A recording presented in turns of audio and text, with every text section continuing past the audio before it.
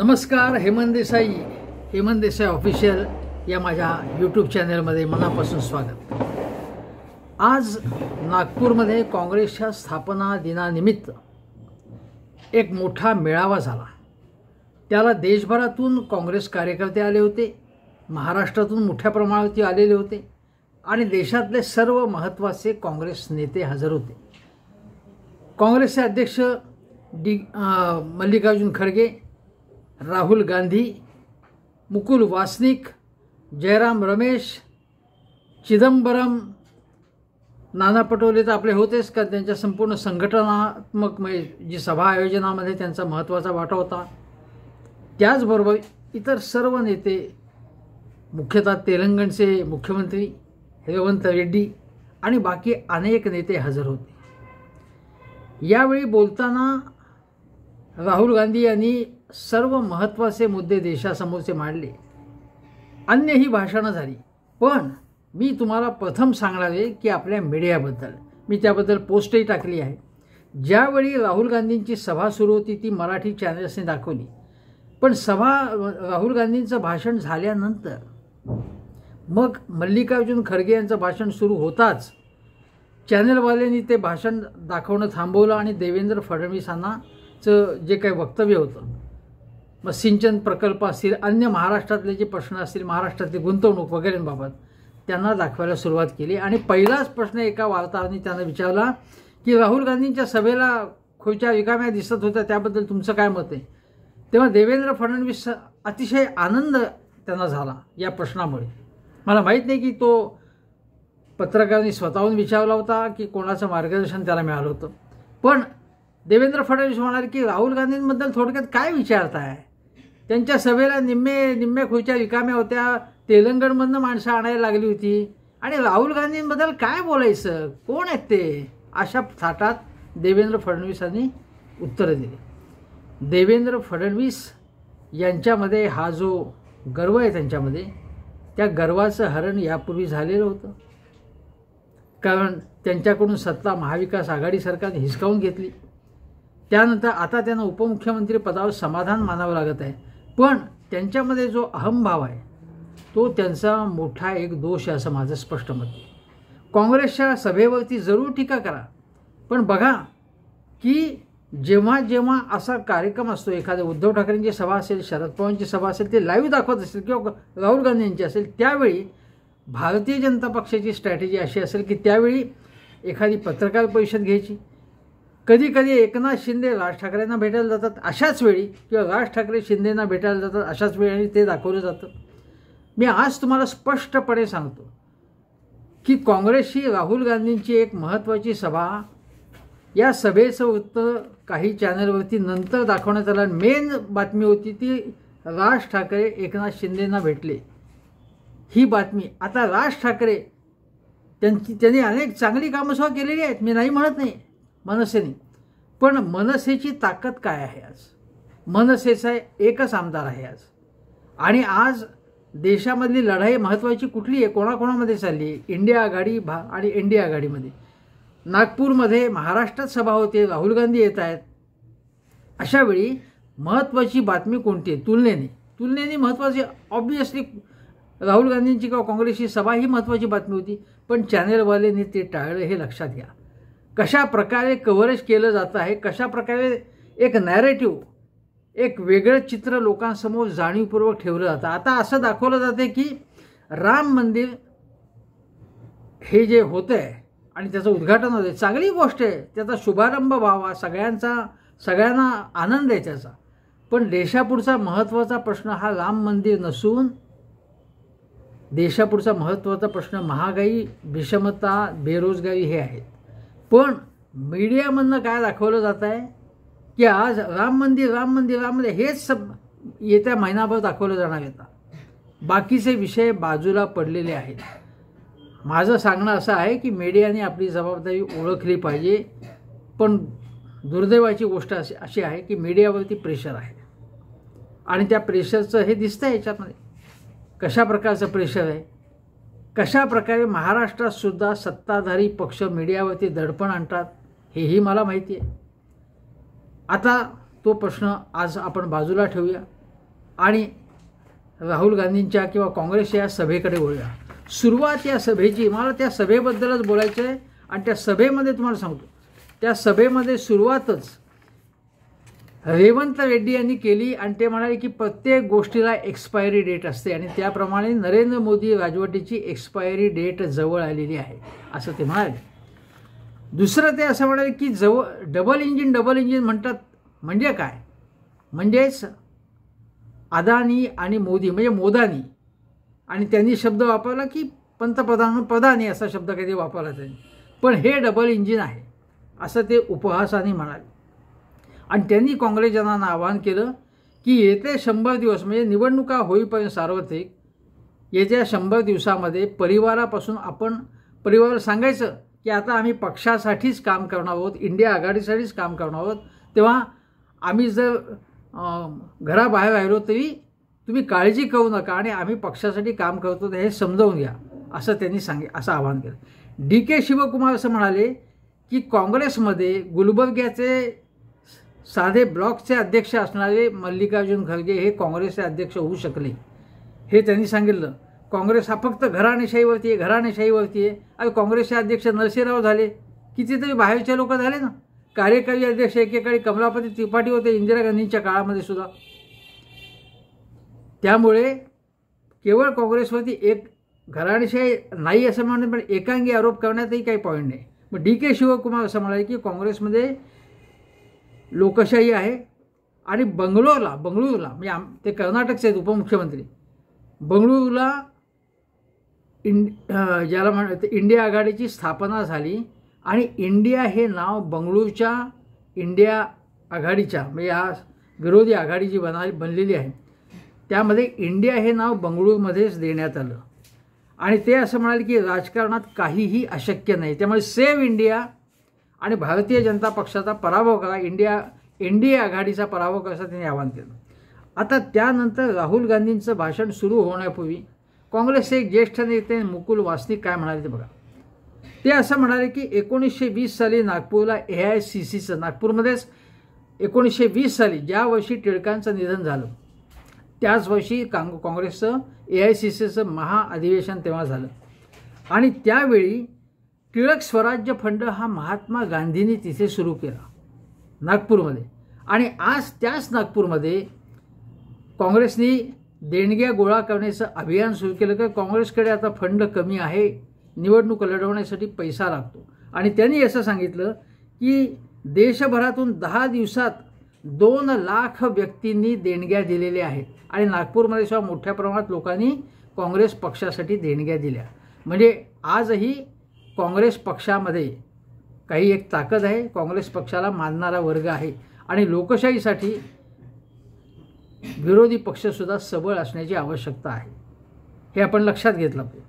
आता त्यानंतर आपण राहुल गांधींच्या भाषणाकडे वळू. ते अतिशय महत्त्वाचं भाषण होतं माझ्या मते. मी आज ते पूर्णपणे ऐकलं, यूट्यूबवरती ऐकलं, पूर्णपणे ऐकलं आणि मला ते भाषण खरोखरीच प्रभावी वाटलं. जर ते भाषण वाईट झालं असतं तर मी तुम्हाला सांगितलं असतं भाषणात काही दम नव्हता, पण खरोखरीच उत्कृष्ट बोललं. मला कधी कधी असं वाटतं की राहुल गांधींमध्ये रिपिटेशन खूप होते भाषणामध्ये. मुद्दे महत्त्वाचे असतात पण वेगवेगळ्या पद्धतीने मुद्द्यांचं सादरीकरण असायला पाहिजे. पण आज त्यांनी मुद्द्यांचं सादरीकरण अतिशय वेगळ्या प्रकारे केलं. त्यांनी सुरुवातीला सांगितलं की ही विचारधारेची लढाई, 2 विचारधारा. एक विचारधारा जी आहे ती संकुचित विचारधारा आहे आणि दुसरीची काँग्रेसची विचारधारा आहे जी व्यापक विचार करणारी विचारधारा आहे. आणि ते असं म्हणाले की मी भारत जोडो यात्रेमधून किंवा यात्रा आमची जेव्हा महाराष्ट्रात आली तेव्हा माझ्या असं लक्षात आलं की ही महाराष्ट्र ही काँग्रेसची भूमी आहे. मी इथल्या लोकांना काँग्रेस काय आहे हे माहिती आहे, पूर्णपणे माहिती आहे असं ते म्हणत होते. आणि हे खरीच वस्तुस्थिती आहे. म्हणजे एकेकाळी असं मानलं जात होतं की काँग्रेसच्या प्रतिकूल काळातसुद्धा महाराष्ट्र असेल, आंध्र असेल, ही राज्य ही काँग्रेसची विचारधारा टिकून ठेवणारे राज्य आहे. आपल्याला माहिती आहे की पुण्यामध्ये सुद्धा जेधे गाडगिळांची काँग्रेस म्हणून जाणली जात होती. काकासाहेब गाडगीळ, केशवराव जेधे होते. कितीतरी मोठमोठे नेते पुण्यामध्ये होते लोकमान्य टिळक तर आपल्याला माहितीच आहेत, काँग्रेसचेच मोठे नेते जे पुण्यामधले असंख्य नेते यांची नावं सांगता येतील. पुण्याची असेल, नाशिकची असेल, नागपूरची असेल, औरंगाबादची असेल, कोल्हापूरची असेल. काँग्रेसने अनेक महान नेते, स्वातंत्र्य सैनिक, स्वातंत्र्य लढ्यात भाग घेतलेले नेते देशाला दिले, काँग्रेसला दिले. हे महाराष्ट्राने दिलेले आहे. ही महाराष्ट्राची ताकद आहे. दुसरं ते असं म्हणाले की मला एक अलीकडे भाजपवाला भेटला, भाजपचा खासदार भेटला. त्यांनी सांगितलं की तू गुपचूप भेटला, कारण जर राहुल गांधींना कोणी भारतीय जनता पक्षाच्या नेत्यांनी किंवा खासदारांनी किंवा आमदारांनी त्याची भेट घेतली तो भाजपमध्ये त्याची काय स्थिती होईल आज मोदी शहांच्या भाजपमध्ये. पूर्वी असं झालं नसतं. पूर्वी भाजप आणि काँग्रेसचे लोक एकमेकाशी व्यवस्थित भेटत होते. पण आज संसदेच्या लॉबीमध्ये सुद्धा जे मोकळेपणाने एकमेकांशी गप्पा मारत असत ते एकमेकांशी मोकळेपणाने गप्पा मारू शकत नाही. विशेषतः भारतीय जनता पक्षाचे खासदार. अतिशय घबराटीचं, भयाचं वातावरण भारतीय जनता पक्षामध्ये सुद्धा आहे. आणि मोदी शहा यांची दहशत त्या पक्षावरती सुद्धा आहे, पक्षाच्या नेत्यांवर आहे. ते असं म्हणाले की भाजपचा नेता की मी काँग्रेसमधून, तुमच्या काँग्रेसमधूनच भाजपमध्ये आलो आहे, पण मी समाधानी नाही आहे, असं तो नेता त्यांना म्हणाला. कारण आम्हाला जे मनात येतं, आमच्या मनातले विचार ते आम्हाला मोकळेपणाने मांडता येत नाहीत, नेत्यांना सांगता येत नाहीत. वरून सांगतात तेच आम्हाला ऐकायला लागतं. आमच्याकडे चर्चा हा प्रकारच नाही, संवाद प्रकार नाही, मतभेद हा प्रकार नाही. ते आम्हाला फक्त आदेशांची तामिली करावी लागते, असं त्यांनी सांगितलं. आणि तुम्ही म्हणाले की त्या खासदाराचा चेहरा अतिशय टेन्शन, तणावयुक्त होता, उदासवाणा होता. राहुल गांधींनी विचारलं की तुझ्या घरात काही प्रॉब्लेम आहे का, काही दुःखी प्रसंग घडला का, असंही विचारलं. पण त्यांनी म्हणाले, ते असं म्हणाले राहुल गांधी की माझ्या पक्षामध्ये अशी स्थिती नाही आहे. ते असं म्हणाले की माझ्या पक्षात सर्वसामान्य कार्यकर्ता आपलं मत मांडू शकतो वेगवेगळ्या व्यासपीठामध्ये. अगदी मलाही तुमचं भाषण आज आवडलं नाही, तुमचे विचार मला हे मान्य नाहीत असं सांगतात. येऊन मला भेटून मला सांगतात की बाबा आमचं असं मत, तुमचं मत मला मान्य नाही. मग मी सांगतो की काही हरकत नाही, किंवा मी असं सांगतो की माझा विचार असा आहे, तुमचा विचार असा आहे, आणि मला चूक वाटली तर मी ती चूक मान्य करतो. असंही अशा आशयाचं राहुल गांधींनी वक्तव्य केलं. आणि काँग्रेसमधल्या अंतर्गत लोकशाहीबद्दल त्यांनी मोकळेपणाने सांगितलं आणि अंतर्गत लोकशाही असण्याची आवश्यकता आहे असं त्यांनी सांगितलं. एकेकाळी काँग्रेसमध्ये सुद्धा इंदिरा गांधींच्या काळात खूप, म्हणजे ज्या पद्धतीनं मोदी शहांची राजवट आहे, भाजपच्यावरती त्यांचं ज्या प्रकारे दहशत आहे, त्या प्रकारे इंदिरा गांधींची एकाधिकारशाही होती. इंदिरा गांधींनी आणीबाणी लादली असं मी बिलकुल समर्थन केलं नाही, करणार नाही, कधीही करणार.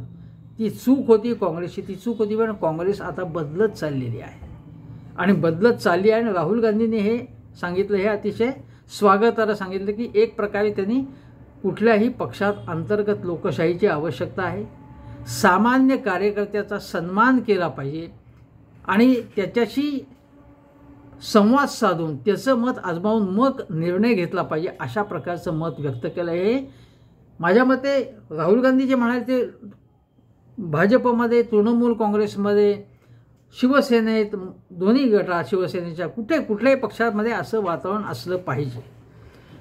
दुसरी गोष्ट ते असं म्हणाले की नाना पटोले आपले महाराष्ट्राचे प्रदेशाध्यक्ष, त्यांचंही भाषण झालं. ते म्हणाले की पटोले तुम्ही भाजपमध्ये होतात, तुम्ही काहीतरी प्रश्न विचारला होतात, काय विचारला होतात की ज्याच्यामुळे मोदींना राग आला. मग नानांनी सांगितलं, ते राहुल गांधींनी उद्धृत केलं. ते असं म्हणाले की GSTचा जो महसूल मिळतो केंद्राला, त्यामध्ये शेतकऱ्यांचा वाटा किती, म्हणजे त्यामधला शेतकऱ्यांना किती मिळाले, शेती क्षेत्रामधला किती मिळणारे. जर 10,000 कोटी समजा फॉर एक्झाम्पल मिळणार असतील तर त्यापैकी शेतकऱ्यांना, शेती क्षेत्राला किती वाटा मिळणार, का सगळ्या उद्योगपतींनाच वाटला जाणार आहे, असा त्याच्यामध्ये एक प्रश्न अध्यारूत होता, जो नाना पटोलेंनी मोदींना त्यांच्या बैठकीत विचारला. ते मोदींना आवडलं नाही आणि त्यांना पक्षाबाहेरच काढलं. जे नाना आज काँग्रेसचे एक महत्त्वाचे नेते आहेत, प्रदेशाध्यक्ष आहेत, राष्ट्रीय पातळीवर त्यांनी किसान सेलचे मला वाटतं अध्यक्ष किंवा उपाध्यक्ष म्हणून काम केलेलं आहे काँग्रेसचं. ते असं म्हणाले की पूर्वीच्या काळामध्ये आपल्याकडे राजेशाही होती आणि राजा लोकांच्या जमिनी स्व घ्यायचा, कुणी काही प्रश्न विचारायचा नाही. जो काही राजा कर लावायचा असेल किंवा राजांनी कुठलाही निर्णय घेतला तो लोकांना विचारायचा आहे, तो लादला जायचा निर्णय, असं त्यांनी सांगितलं. ते म्हणाले की राजाचा राजे महाराजांचा कारभार कसा होता. स्वातंत्र्य लढाई ही काँग्रेसने किंवा सामान्य लोकांनी ती त्यामध्ये चळवळीमध्ये भाग घेतला. राजे महाराज कुठे होते असं ते म्हणाले. आता हे विधान त्यांनी सरसकटपणे केलेलं नव्हतं, पण देवेंद्र फडणवीसांनी लगेच म्हणाले की बघा राजे महाराजांचा अपमान केला एक प्रकारे राहुल गांधींनी. हे चुकीचा अर्थ काढून भावनेचं कसं राजकारण करतात भाजपवाले हे बघा. त्यांना असं म्हणायचं होतं की सामान्य गरीब लोकांनी ही लढाई स्वातंत्र्य लढ्यात भाग घेतला मुख्यत्वे असंच म्हणायचं होते त्यांना. आणि अनेक राजे महाराजे ब्रिटिशांना शरण गेले होते. पूर्वीच्या काळात मुघलांचं सुद्धा समोर लोटांगण घातलं होतं. त्यांचे हस्तक म्हणून काही जण काम करत होते. हा इतिहास आहे, नाकारायचं काय कारण आहे याच्यामध्ये. त्यात राजे महाराजांचा अपमान केला असं म्हणण्याचं काय कारण आहे. हा इतिहास आहे. काही राजे देशभक्त होते, काही नव्हते. काहींना फक्त स्वतःचा स्वार्थ बघायचा होता. आणि जी आपण लक्षात घेतलं पाहिजे की संस्थानं स्वातंत्र्य लढ्यानंतर स्वातंत्र्य मिळाल्यावरती संस्थानं आपण खालसा केली अनेक, ती विलीन करून घेतली देशामध्ये. ही राजेशाही नाही, लोकशाही आहे. आज भारतीय जनता पक्षाला काही राजांचा पुळका आला असला आणि त्यांना राजे महाराजे त्यांच्यापुढे काय म्हणतात त्यांना लावून वंदन करणं, हा काय प्रकार आहे. ही लोकशाही आहे. लोकशाहीत कोणीही राजे नाही आहेत, सगळे सारखे आहेत. काही नेत्यांना वाटत असेल की आपण आधुनिक राजे होतो, ते सुद्धा राजे नाही आहेत. आणि जे राजांचे वंशज आहेत ते वंशज आहेत. आपल्याला कोणाच्याबद्दल प्रेम जास्त वाटतं की शिवरायांबद्दल प्रेम वाटतं, जिजाऊंबद्दल प्रेम वाटतं, संभाजीराजांबद्दल प्रेम वाटतं, राजाराम महाराज असतील, शाहू महाराज असतील, त्यांच्याबद्दल प्रेम वाटतं. पण त्यांचे जे नातेवाईक आहेत किंवा त्यांचे जे वंशज आहेत, ठीक आहे त्यांचे वंशज आहेत एवढंच आहे. पण त्यांना आज त्या वंशजांना कुठलाही विशेष अधिकार नाही आहे. एखादा वंशज जो कर्तृत्ववान असेल तर त्याला आपण सलाम ठोकू, पण केवळ राजा आहे म्हणून सलाम ठोकायचं काही कारण ही लोकशाही हे लक्षात येतं. तेव्हा ते असं म्हणाले की स्वातंत्र्यानंतर महात्मा गांधी, नेहरू, डॉक्टर बाबासाहेब आंबेडकर यांनी इथे सर्वांना मताचा अधिकार दिला. मग तो दलित असो, आदिवासी असो, गरीब असो, महिला असोत, ओबीसी असोत, त्यांना समान अधिकार देण्यात आला. आणि ही खरी लोकशाही आहे. ही लोकशाही बाबासाहेबांनी, नेहरू, गांधीजी यांनी दिलेली आहे आपल्याला. हा एक मुद्दा त्यांनी सांगितला.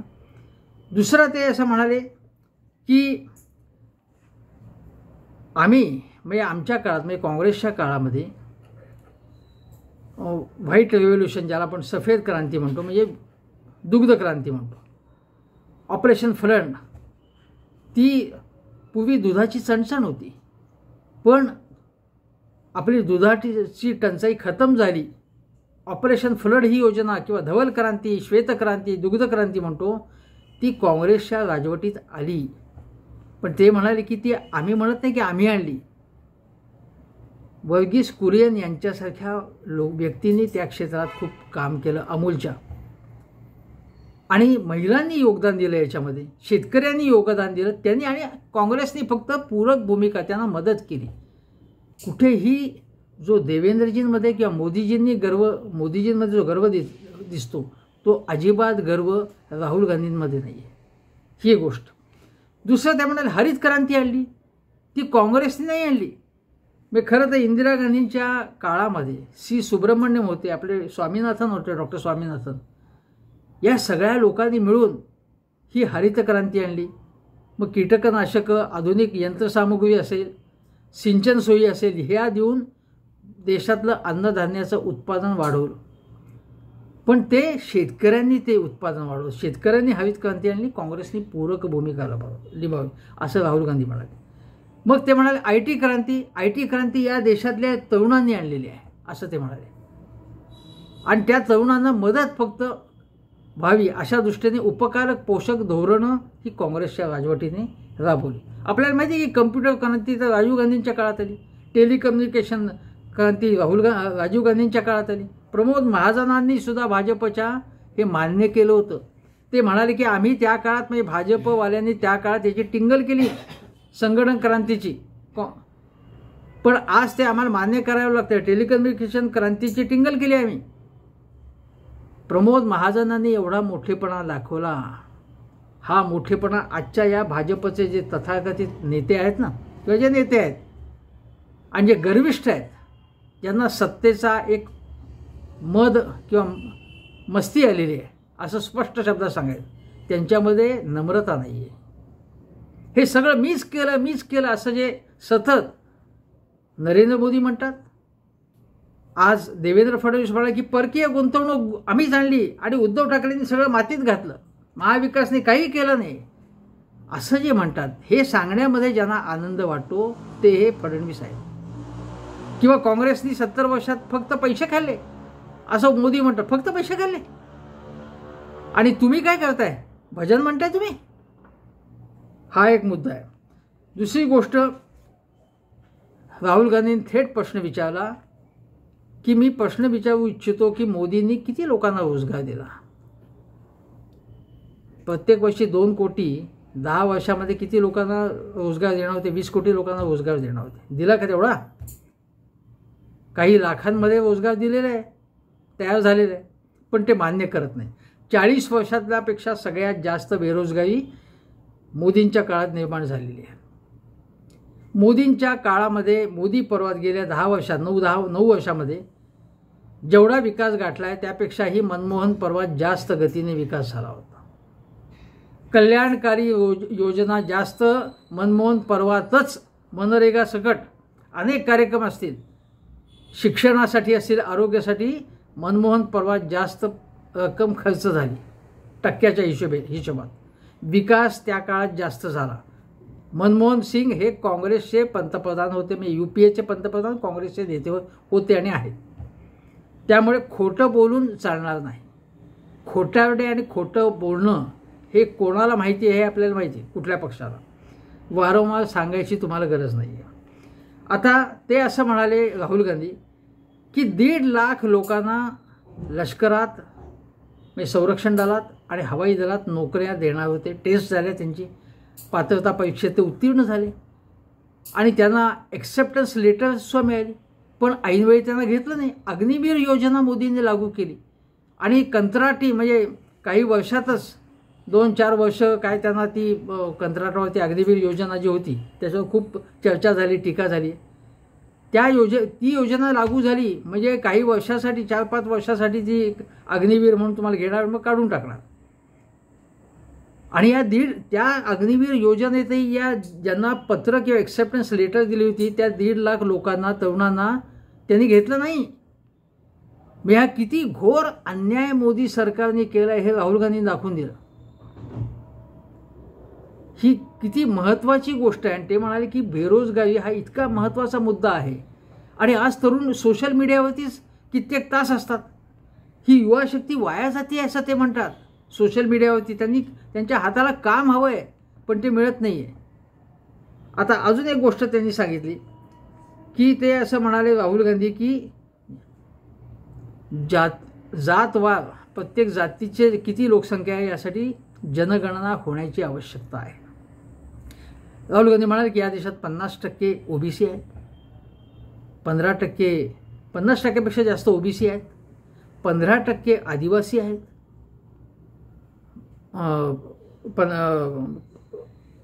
आदिवासी आहेत, 12% दलित आहेत, 12 किंवा 14%.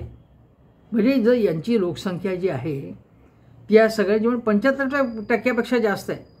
पण त्यांनी असं सांगितलं की 90 प्रमुख सनदी अधिकारी, IAS अधिकारी हे या देशाचं धोरण ठरवतात.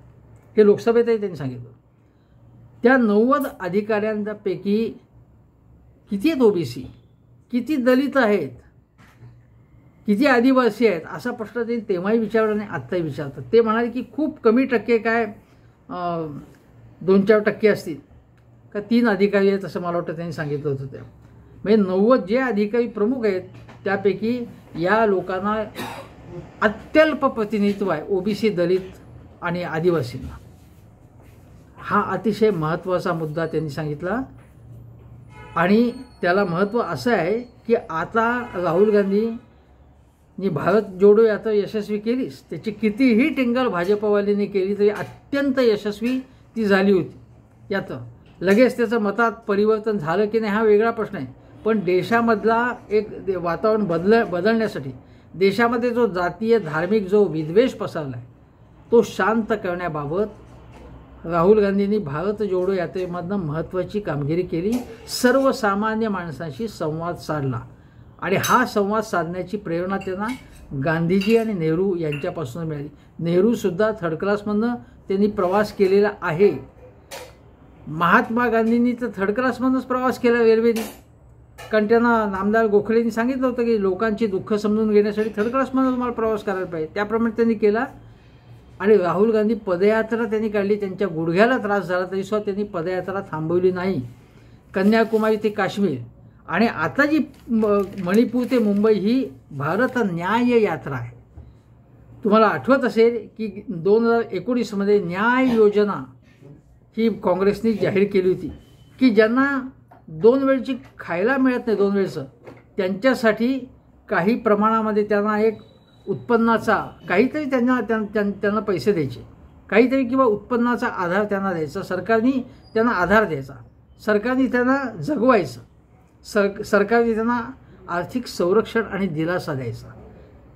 ही अतिशय मानवतावादी भूमिका आहे आणि ती त्या प्रकारची न्याय योजना होती. काँग्रेसचं सरकार आलं नाही.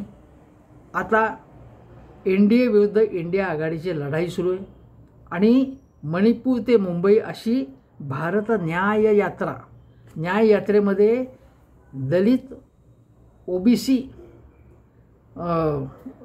आदिवासी, महिला या सगळ्यांचा विचार होणार आहे, गरिबांचा विचार होणार आहे आणि त्यांच्याशी डायलॉग साधला जाणार आहे, त्यांचे सुखदुःख समजून घेतले जाणार आहे.